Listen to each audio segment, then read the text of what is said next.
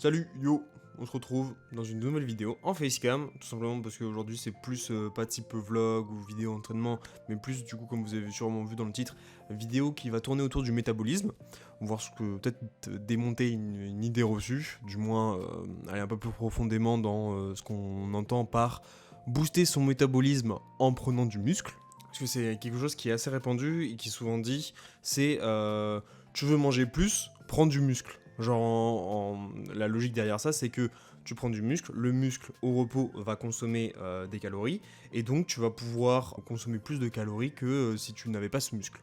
Voilà, ça c'est l'idée globale et le principe derrière cette affirmation. Mais en réalité, la dépense qui est induite par la prise de muscle sur le métabolisme, certes, elle existe, mais c'est pas aussi significatif que certains le sous-entendent, comme quoi on pourrait passer d'une maintenance de 2000 calories à 2500 calories en prenant quelques kilos de muscle. En réalité, oui, ça va augmenter, mais pas aussi drastiquement que vous le laissent croire certaines personnes. Pour vous donner un ordre d'idée, il y a une étude de 2010 qui montrait combien consomme 1 kg de muscle par jour en termes de calories, de kilocalories.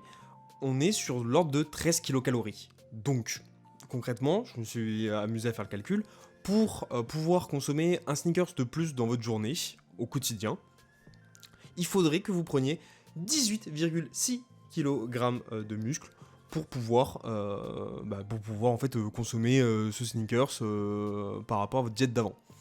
Voilà.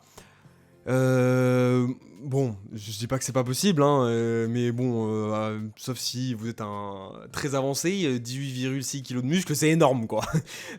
Juste pour un sneakers. Donc, à relativiser beaucoup plus à ce niveau-là.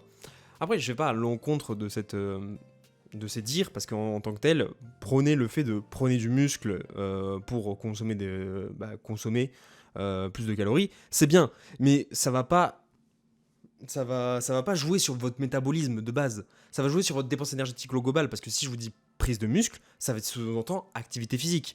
Donc, oui, vous allez augmenter votre activité physique, donc votre dépense énergétique à la fin est plus haute, donc vous pouvez consommer plus de calories.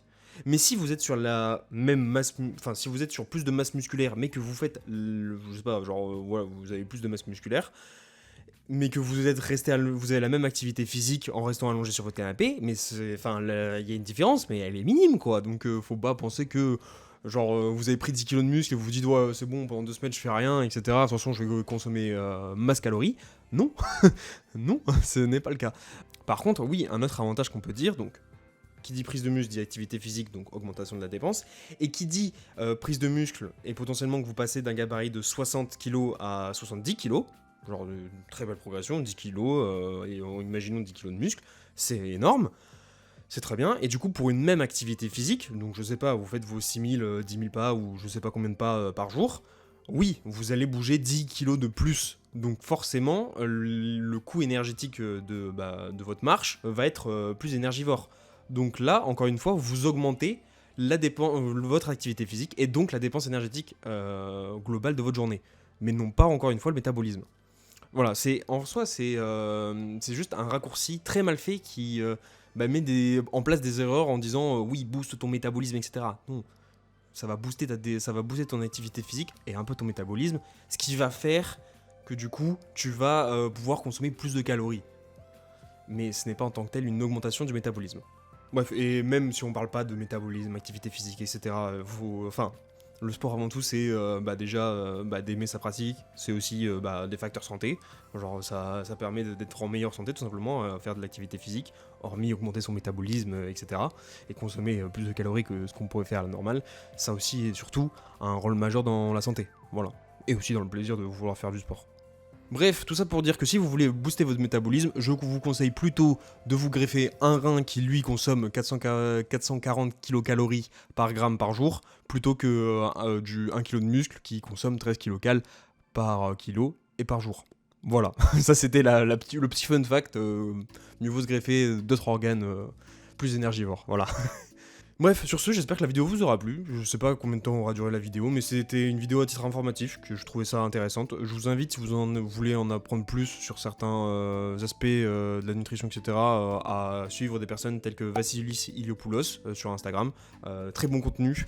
avec qui j'échange et que j'ai échangé sur le sujet du métabolisme et avoir son avis. Et c'est super intéressant et vraiment une personne avec gage de qualité au niveau de l'information.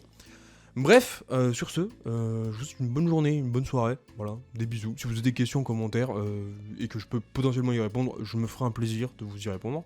Et voilà, si vous voulez taper la causette, allez-y aussi, ça fait plaisir. Bref, des bisous.